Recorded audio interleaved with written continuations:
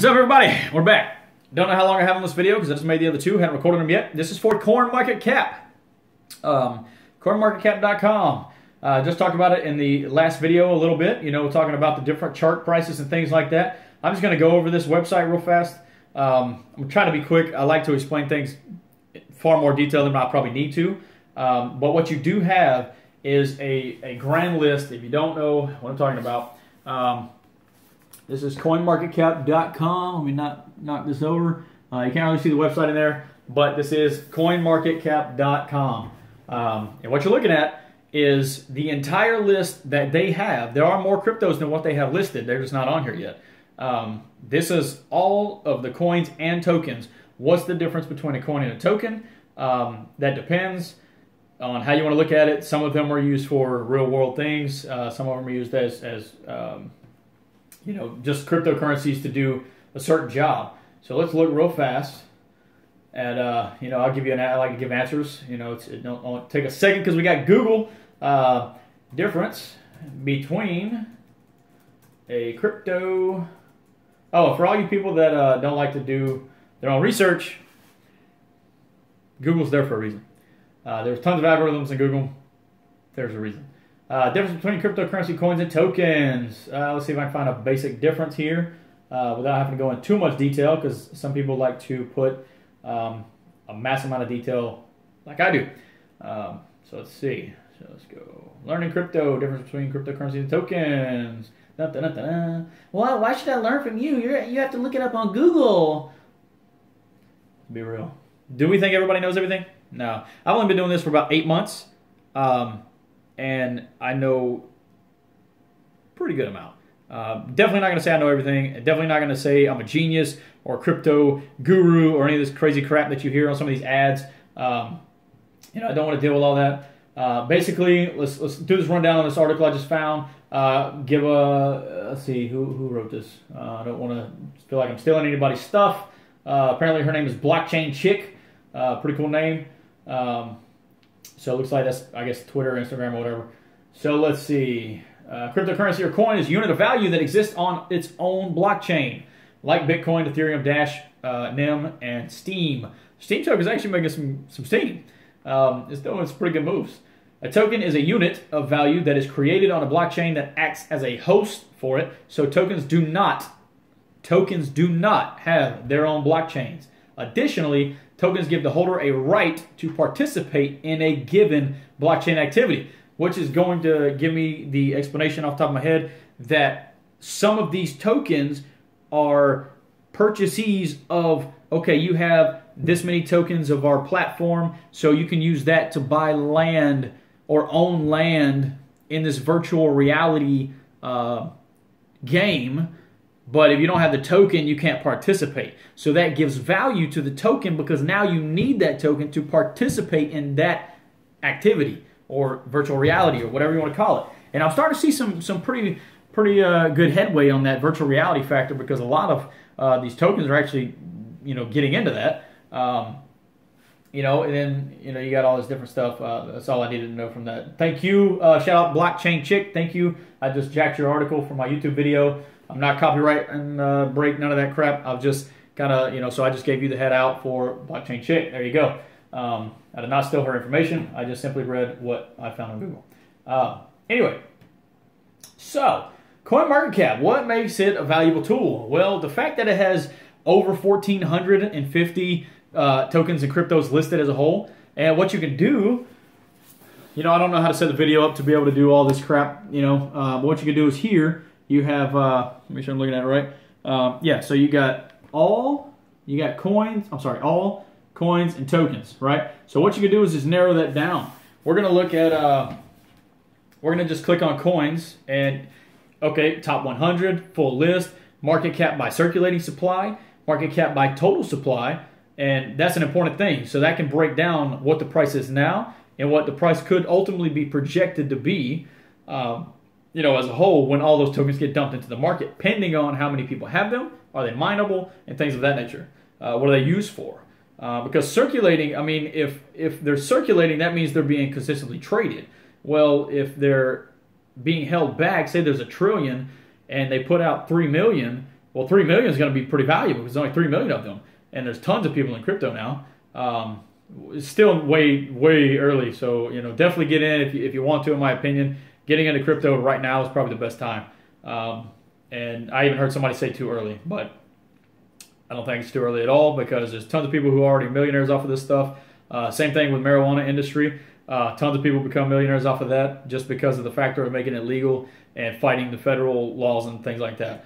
Tons of people made a lot of money. So let's go top 100. Let's just break this down, a little easier here. As you know, Bitcoin is the #1 coin. Generally, if it says coin, it's probably going to be a coin, but you can always just branch up. Okay, I don't know what is Ripple. Let's see. Well, obviously it's a coin. So token wise, let's see if I see right off the bat any tokens that I have. Yeah, there you go. So I do hold Tron. It's one of my favorite go-tos right now, and I'm not saying buy that. It's my choice. And it had some pretty nice spikes here and there. I'm looking for I'm going long on these. I'm not trying to go short on any ones that I hold. From a certain price, because there was a guy that cashed out on Bitcoin. I read his article. It was like he cashed out at $150 dollars, and he had a lot, so he still got a lot of money. But now it's $20,000 at one point, and he cashed out at $150. So yeah, I heard about a guy. I don't know if it's true or fake or not, but I heard about a guy who bought 2 pizzas with 10,000 Bitcoins. And I cannot even imagine that. The story sounds way too good to be true, as in bad. Like, that sucks because, wow. So one thing I noticed is, tokens and coins. So it actually tells you. Let me look right here real fast. Yeah. So when you look at the tokens, remember what we said, that it runs off of another blockchain. It does not have its own blockchain. So the cool thing about this is it actually tells you the platform that these tokens run off of. And Ethereum being, in my opinion, the strongest, like level-wise holding, consistent, price fluctuations that are not overly dramatic, like Bitcoin dropping tons of, thousands ultimately. So $16,000, $17,000 to $11,000. That's huge. And if you bought in at $17,000, whatever amount, you just lost that percentage of, going down. That is volatility. That is what you need to be careful with. You want to get it when it's down. If you see it consistently rising, even if it's at 16 and it rises to 25, that's a huge gain. Guess what? The highest it's ever been, people are going to sell off because they want to cash out because they're scared that it will fall even farther down. This might be their last opportunity. That's how the mind works. The least path of resistance is going to be take your money and get out now. Would you be happy holding your money? I got a guy I'm back and forth with on his investment in his mind, and it is I'm going to hold my money for as long as possible so I can get a reduction in tax on capital gains.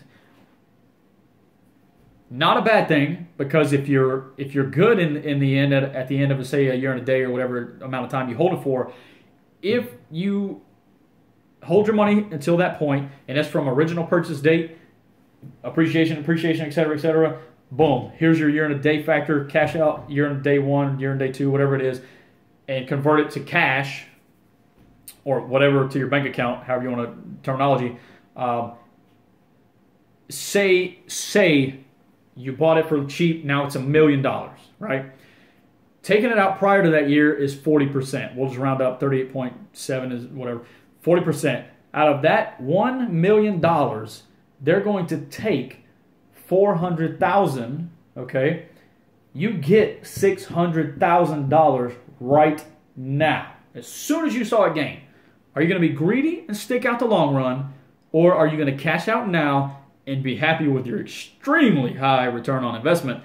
Because likely, depending on how much money you put in, it probably was not more than 20 grand. And you just made $600,000 on $20,000. That is insane. People probably do it all the time in the rich world.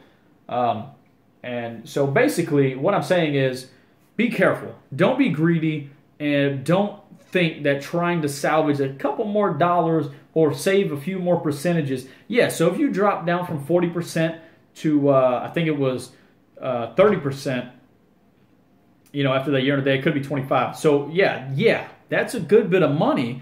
Yeah, you want all your money, but guess what? Uncle Sam, IRS, the brother, whatever you want to call it, they're going to get their money. So either you're going to cash out now and not pay your taxes, and they're going to ream you later, or you'll go to jail if you already spent all the money if they catch you.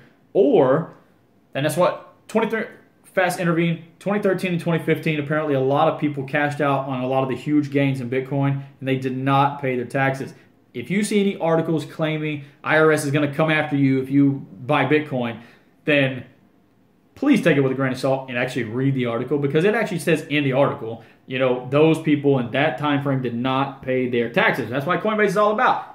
Pay your taxes. They put it in tax time. Literally, it's up at the top of the screen. Don't forget to pay your taxes. Like, I've seen it 15 times. When you invest money and you make a return, I think personally it's an idiotic thing that you have to pay additional money because you risked your own money. You made a ton of money. Now you got to pay them money because you made money? What? That's not how this works. We already get taxed out the wazoo working our jobs, killing ourselves every single day. If you want my opinion, this is how I feel. I do not think we should have to pay taxes for people who are lazy, people who think they are entitled to gain any amount of free help. And I know plenty of these people. I'm even probably related to some of these people. But I'm not knocking anyone who uses or utilizes, you know, government help per se, or any of those program benefits that we have. They're in place for a reason, for people who really need them.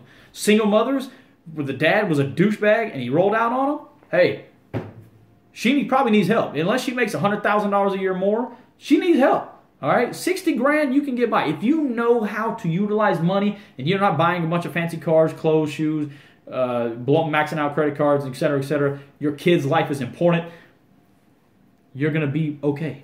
With $40,000 a year, with $20,000 a year after taxes, you're going to get taxed 10% per 10 grand, so 20%, you're going to take home 16 grand out of 20 on the base tax lines.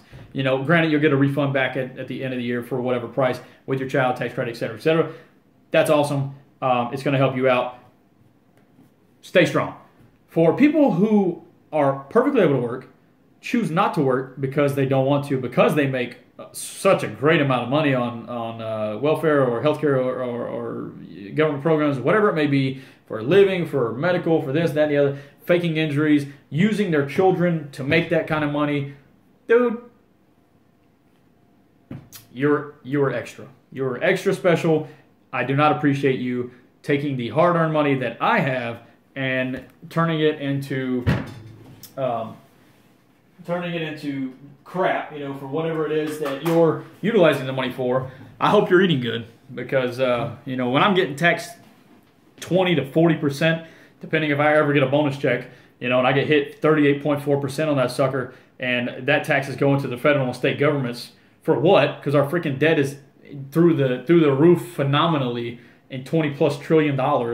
Okay, just for all you people that say whatever about the debt, yeah, with the new tax plan, well, a ton of us are getting a decent tax break, and corporations with tons of employees are getting huge tax breaks. Hopefully, those corporations, I think some airlines and some other big corporations like Caterpillar, probably in those places, are giving back to the employees, even if it's a one-time or whatever. At least they're giving something to the employees.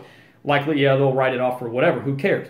But other people that are getting taxed and saving money on taxes between standard deductions or itemized, whatever the case, hey, it works out. But Obama's administration, $8 trillion. Trump administration, probably going to be another $5 to $7 trillion or more. The previous Bush administration, before Obama, that was like $6 trillion. Or $4 to $6 trillion, something like that. You can look at their timelines and see how much debt they racked up. Is our economy any better?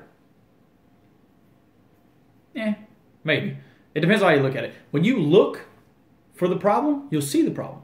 When you focus on yourself, making your own money, taking care of your own life, your own family, finding out ways to make more money for yourself and your family, to prosper higher than what you are now, to get out of the level that you're in right now, the circle of the system, you know what I'm saying? What they teach you in school. Hey, learn this, learn that, learn this, because you can't do anything else. Because basically that's what you're doing. You're being brainwashed into thinking that the school system is taking you somewhere, because where's home ec? Where's workshop? Do they even have welding in school anymore? Automotive?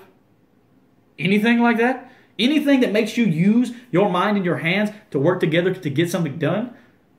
How many people even know how to cook anymore, dude? Come on, man. And now you got freaking restaurants that are putting in machines in place of people because they're more efficient. Because the people don't care. They don't get paid enough. Whatever the case. Dude, I made freaking $8 an hour rebuilding engines on cars and trucks.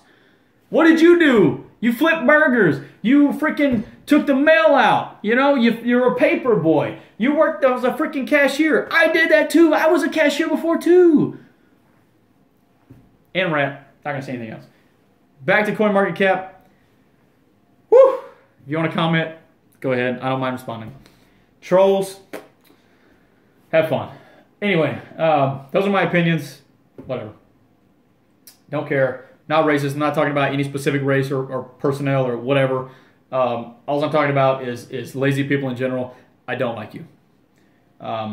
If you're lazy by choice and not by disease, disorder, literal disability, physical disability, you need to go watch some inspirational videos, and you need to look at yourself in the mirror like good old Michael Jackson said. I love his music, by the way. I love how he dances.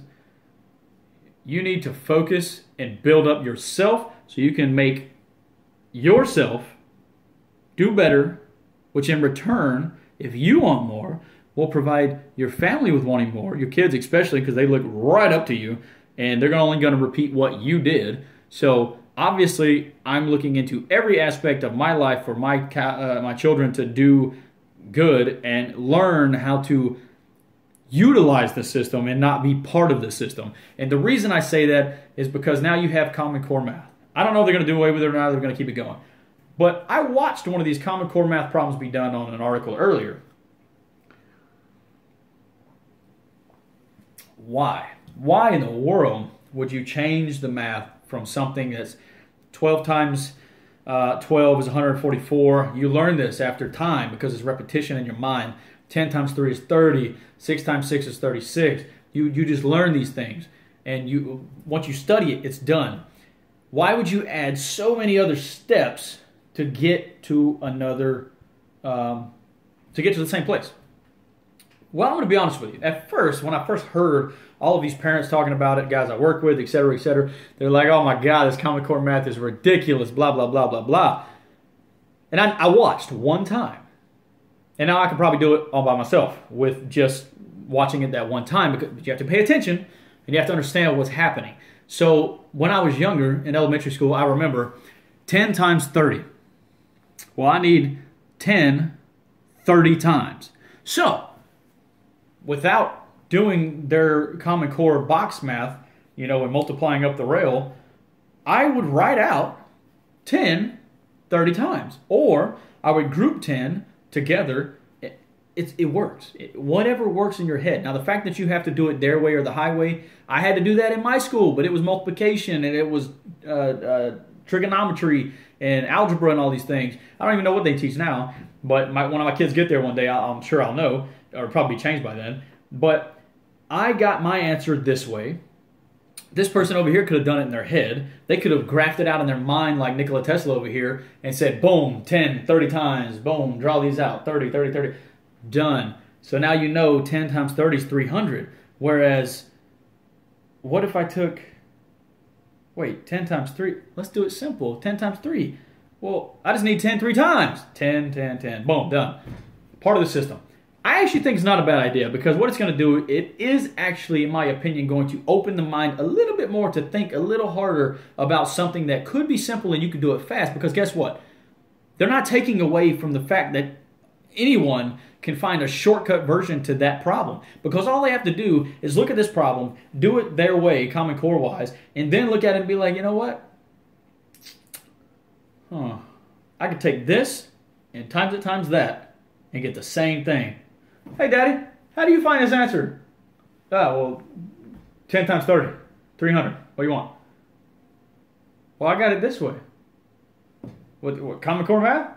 Yeah, right here, all these boxes. Okay, is that the only way you know how to do it? Well, no, I learned another way. What would you do? Well, if I just times 10 times 30, it's still 300. Hey, there you go. You learned the same way I did. It's the mind. It is a principle of the mind. The mind takes the path of least resistance, so if we add more steps in front of the mind, is it complicated? Is it stupid? Is it ridiculous? Is it absolutely unnecessary? In some cases, yes. Will you ever use what you did in school in the real world? That's one project I have now. I want to look up, because I'm sure somebody's done an article on it. I'm not the only one who thought about this. Where can you use, I got completely off topic of CoinMarketCap. I'm so sorry. Where can you use Common Core math in the real world? Find out. Let me know. I'll make another video specifically on that. I know I ramble all these videos together. I need to work out on my organization factor. Like I said, I'm kind of scatterbrained today. Back to the purpose, CoinMarketCap.com. Huge, huge tool to use. Tokens, coins, we already defined the difference. Coins run their own blockchain, depending on what coin they followed. Most of them run on the Bitcoin, type, hash rates and scripts and things like that. And you got tokens who run on and operate on those platforms rather than using the platform as its own trail and ledgers and smart contracts, all that good stuff. So you got a top 100 here, and you got all, so I always look at what's in the top 100, not because that's what I'm going to buy or invest in or trade. That's just, I just want to see what they're rated at and why they are the way they are. So the cool benefit about this is, let's go like some of these token names are just crazy. Basic Attention Token, Binance Coin, love Binance Coin. So Tron, let's go look at what Tron actually is. It's 7 cents, 8 cents right now, depending on the market that you use. I'm probably running out of time here. I got to get ready soon. So you're 100 billion total supply, right? We can look at, let's look at Tron. So you see what I'm looking at. Tron right there, okay? Right now showing the price down 3%. 8%. It was up at, I think, 10 or 11 cents earlier or whatever. It's got source code. You see here, you got your source code. On here, it does let you know if it's mineable or not. So what you can do is rank number 14. It is a token, and it is not mineable. So what you can do, circulating supply is 65 billion out of 100 billion. Okay, that's how we get our market cap divided by circulating supply. It gives us 8 cents. All right. This sucker spiked up to 25 cents back in January, and I actually sold off half at that time because I saw the price fluctuate, and I sold half and bought 10 other tokens with that difference because I was up pretty well on the return. So look at markets. So we click on markets right down here. Right here, you have these layouts. All right, so we can look at right here, you got your charts. It's going to be your bar graphs, etc., etc. Sorry, you can't see it. Charts, markets, social, which is going to be social media, links, etc., etc. Tools, and then you can find the website as well and historical data. So right now, I clicked on markets. Where is this thing traded at? Well, it's traded on a crap ton. So you got 39 listed out here. There's not 39 different exchanges. They're traded in pairs against each other. So what you're looking at, let me see if I can narrow this down. Okay, so you got the different ones on the exchanges, and then you got it trading against Bitcoin and Ethereum, and you got it trading on some for US dollars, whatever these other couple of currencies are in other countries. USDT is not US dollar. It's actually a different currency, cryptocurrency. So what you're looking at here, you have all these different exchanges. Now, when you look at number one, the most volume. This is important because this is where you want to exchange at. I choose Binance because of the mass amount of people on there. That is a huge circulating volume, that's running. You're looking at on Binance, Tron is running against Bitcoin. It's running $312 million in 24 hours and $155 million in Ethereum. Dude, if you can't do basic math on these numbers, these are millions of dollars being consistently traded just on Binance alone. Okay, you're not talking about all the people buying it on Coinbase and then sending it for this, that, and the other, holding on to it, etc., etc. There is a ton of money in it, and the market cap is huge. But we're talking about Tron. Tron works on the Ethereum blockchain, not linking its own, making its own, but it is it utilizes that platform. And you'll see that it is going to be Ethereum blockchain or Bitcoin blockchain and some I think there are a couple that actually tried to make their own blockchain, copycatting the others. So you see a huge spike right here. That's where I sold off. I bought it over here, and we went up here. So I'll be honest with you, I bought 1,315 coins, and I went from, I bought it at, 5 cents, went up to crazy 25 cents, almost 26, and I sold off half of it, and now I'm holding on to the other half because I think it's going to go back up. It might not be now, it might be later, but I do think it has. I mean, it's still ranked number 14. So what that tells me is that people who are inexperienced in the crypto world, there are going to be plenty of people who don't see videos like this, and they only go off of numbers of rank, the price, what they see. They're going to buy cheap, and they're going to buy low supply, and they're going to buy the ones that look like they were really expensive before. So if it ever goes back again, they'll have money. And how many markets exchange on? Do they put it on their exchange? Most people aren't going to go to another exchange just to get a coin. Now, I will say, be careful.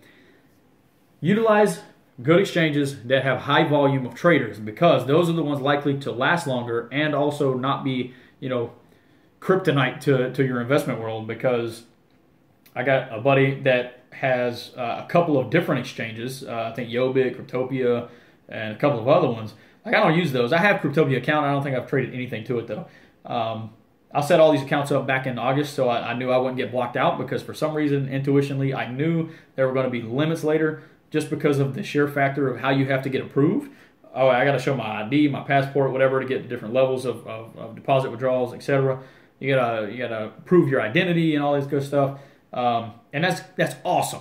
You can prove your identity, and you can also have the Google Authenticator put up on your phone, so you get an expiring code every so often. I think it's every 10 seconds, 20, 30 seconds, something like that. You get a new code. Therefore, somebody has to have your phone to get into your stuff, or somehow have it mirrored to their phone, which you're talking high-tech then, CIA type crap. But anyway, so you're looking at Tron, your website, Explorer, source code, rank, token. It tells you that it's a token. It tells you it's not mineable. It'll say mineable if it is. It's rank number 14, tells you your source code. You click on that, and you can go to the white paper, as they call it, and you can see how it's all calculated up and put into play. So I clicked on the website. It does look to be Chinese, Japanese. GitHub looks like one of their push to exchanges, because they got it labeled right there on the top of the place. Let's see. Oh boy, where's my translator when I need it? Oh, that was actually probably it. Novus Ordo Seclorum. In Tron We Trust. TRX 2017. Well, that's neat. I believe here's my translator. Boom, there we go. Come here. English. Sorry, I cannot read Japanese or Chinese. Tronix is the official token of Tron. So Tron is not the token, it is Tronix, so Tron for short. Data liberation of Tron. With its intention of healing the internet, Tron team is constructing a worldwide free content entertainment based on the concept that creative